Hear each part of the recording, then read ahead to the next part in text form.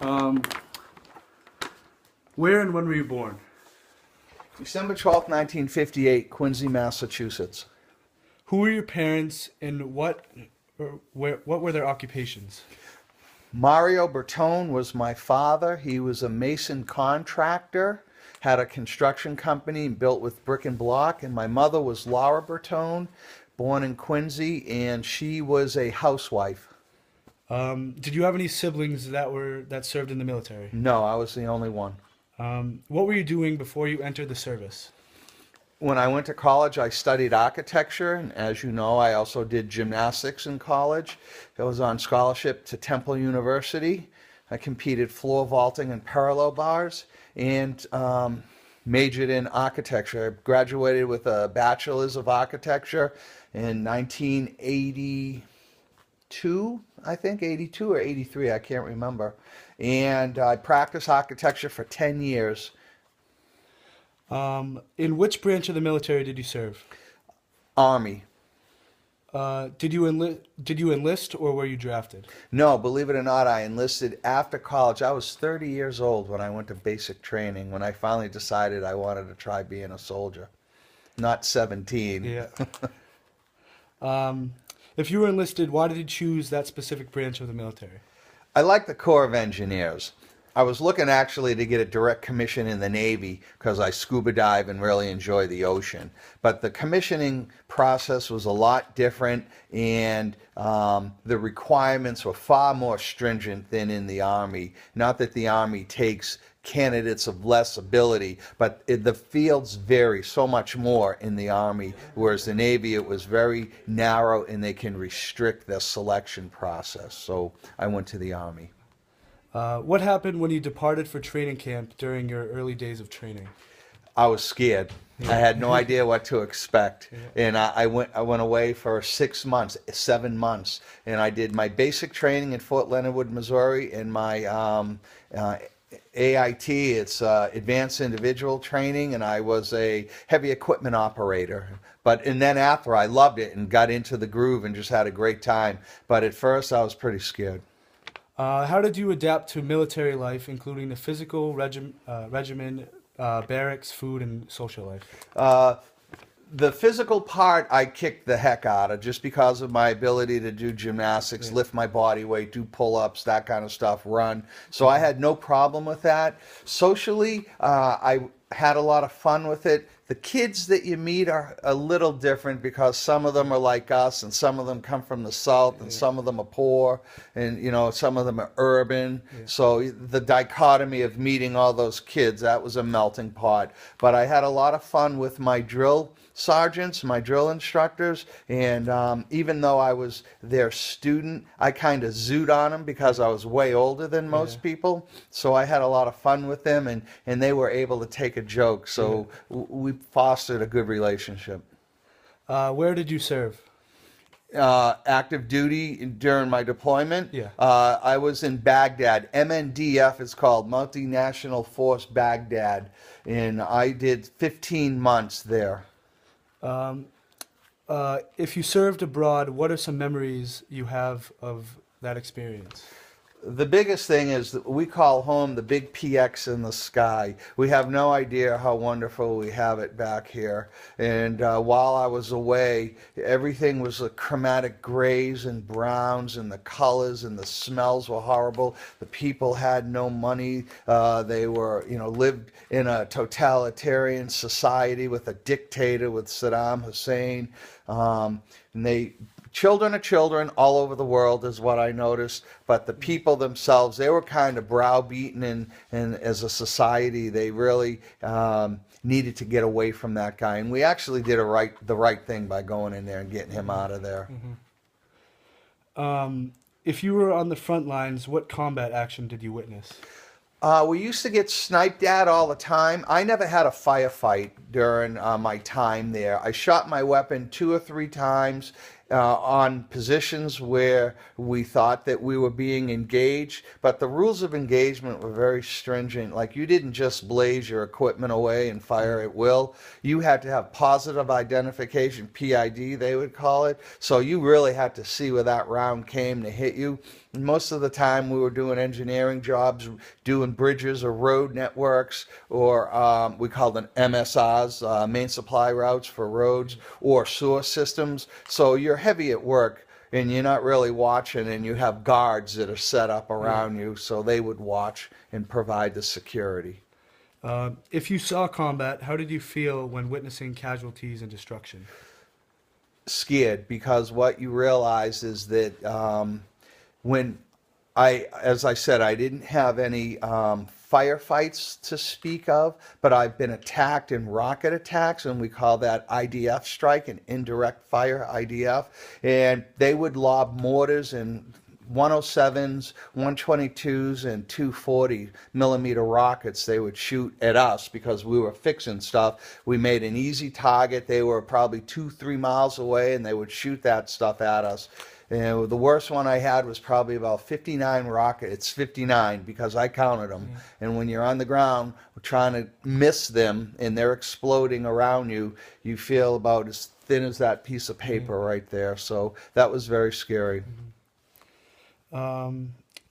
What kinds of friendships and camaraderie did you form while serving, and with whom? The guys that you meet and the ladies, collectively a unisex generic term, the guys, when you serve with people, you know, they're your team, one fight, and their friends are yours forever, because the stuff that you've shared with them, the dirt that you've eaten, the junk, the crap that you've gone through with them, that's a bonding. It's like a hockey team, like a sports team, but it's even more so when your life is on the line, or when you're getting attacked. Because two incidences for attack, I had to render first aid to a buddy that got injured, and one guy got his leg cut off, and another guy got a sucking chest wound. So that's pretty serious when you see steel fly through the air and hit someone like that. And then when you save their lives and you put on all them medication, bandages, start an IV line, and then you call a medevac and a helicopter comes down. That's pretty ballsy stuff, and you don't ever forget that, and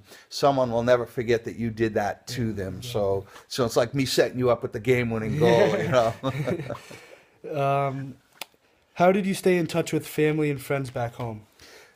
Believe it or not, I bought a Haji phone, we used to call them. The Iraqis would sell you phones over there, and you'd get a phone card, and in that you'd just up your minutes when they run out, so you could call international. So I would do that, and then internet, I would email daily back home.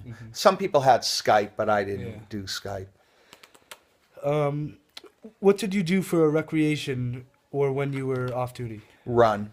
All I did was work out and run. I went over, I weighed 194. I went over a little pudgy, I knew I was deploying, 195, something like that. When I got over there, I would work out on my downtime, and you don't really eat a lot. I didn't. My job, I would go 17-hour days, 7 days a week. Sunday was a little easy, not really mission-centric on that day, but 17-hour days, up at 4 or 5 in the morning, especially if you had a mission. You leave at 5 in the morning, and you wouldn't get back till 8 o'clock at night, 7, 8, 9, depending, whatever. And sometimes you'd be gone 3 and 4 days. So I lost a lot of weight. Believe it or not, I came home, I weighed, what did I weigh? I think I weighed 147. Wow. You probably don't even weigh 147. Cole doesn't even weigh 147. Where were you when the war ended? Well, there was the surge in 03, or the initial in 03, the attack. Then the surge was 07. I was there from the surge from 7 to 8. And then I was back here in the States. They call it CONUS, Continental U.S. So I was in CONUS when Obama pulled the plug on the Iraqi war initiative, which I think happened a little early, but I can understand that the president wanted to get out of there. It was on for 10 years. Those two wars were costing America. We heard numbers when we were over there of $12 billion a month. Wow. That's what we were spending on that, both Iraq and Afghanistan. So I was back home, though, when it ended. How did you return home?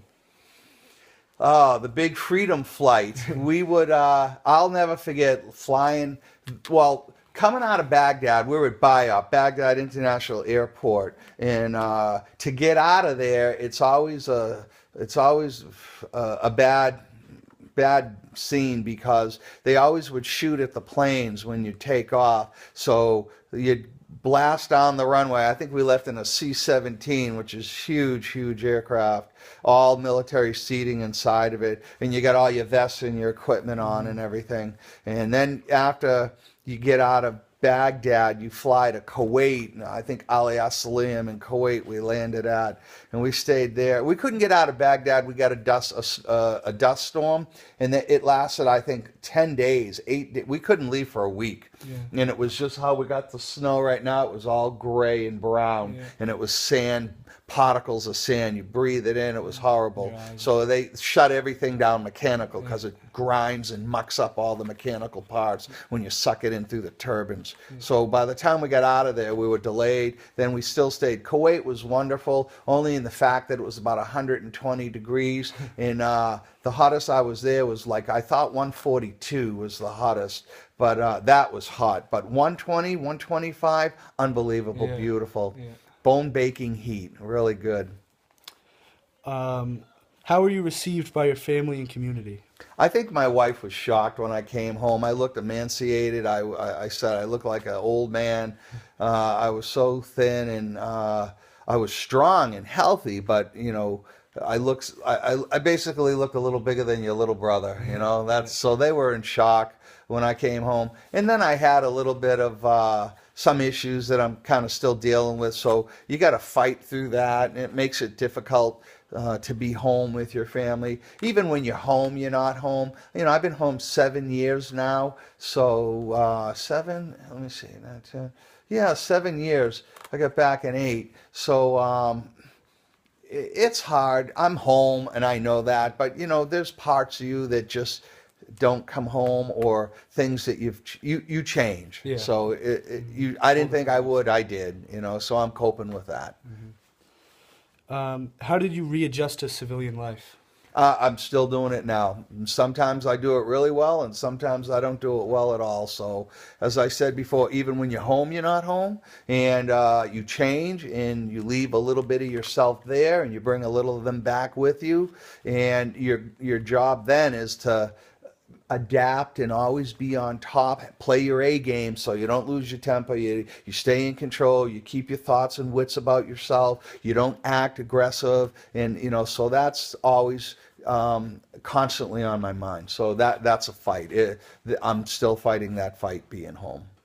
Was it hard to like share with everyone like what happened, or was it easy to like tell everybody? I could talk about my job and things like that I did. I don't talk about any of the attacks that I probably got. My base got attacked when I was there. I was there, oh my God, I was there 500 and something days, you know, so almost a year and a half, just under a year and a half. I think the base got attacked 442 or 400 and something days of indirect fire. And that doesn't mean it fell on me. I had 9 instances, 8 or 9, where I was right in the kill zone, and either at work on a job site out in like Al